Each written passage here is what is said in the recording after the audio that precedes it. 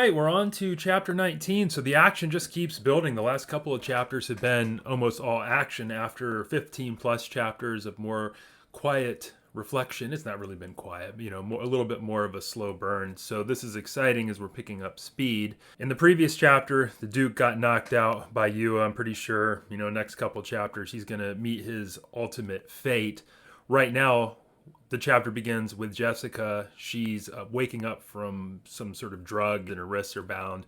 And outside the door is good old Vladimir Harkonnen and Peter. And Peter is Harkonnen's mentat, kind of like Thuffer is the Duke's mentat. And that's like an assassin guy.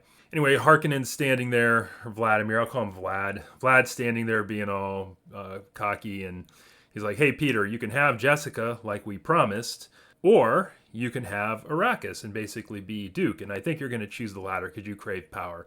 Lo and behold, that is ultimately what Peter decides, though you can tell he's a little bit frustrated because I think he was expecting to have both. And poor Jessica's just having to sit here, listening to these guys contemplate her fate. Next thing we know, she's being taken to a thopter where she is going to be transported out of Arrakeen into worm country to be devoured.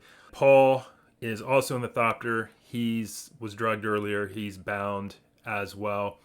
And Vladimir is having a deaf pilot named Kinet and another pilot named, call him Zigo, C-Z-I-G-O, Zigo, we'll go with that, fly Jessica and Paul out into the desert. One of the reasons there's a deaf pilot is Vlad knows that Jessica, if her mouth was ungagged, would be able to use the voice to control him, Force style. So they start flying Jessica and Paul out over the mountains into the desert. And of course, it seems like the Harkonnens are all, we all know they're all a bunch of scoundrels and they're wishing that they could have Jessica.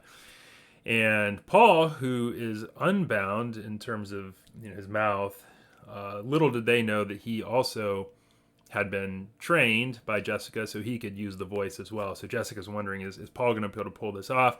Eventually, Paul is able to get a command out telling them to unbind the mouth of his mother, which they ultimately do. And then she starts encouraging them to basically fight over her. And eventually the thopter lands and Zigo, who isn't deaf, kills Kinet, who was the deaf one. So now we only have the one guy who is susceptible to the voice. And of course, Jessica uses the voice against him to have him unbind Paul and her.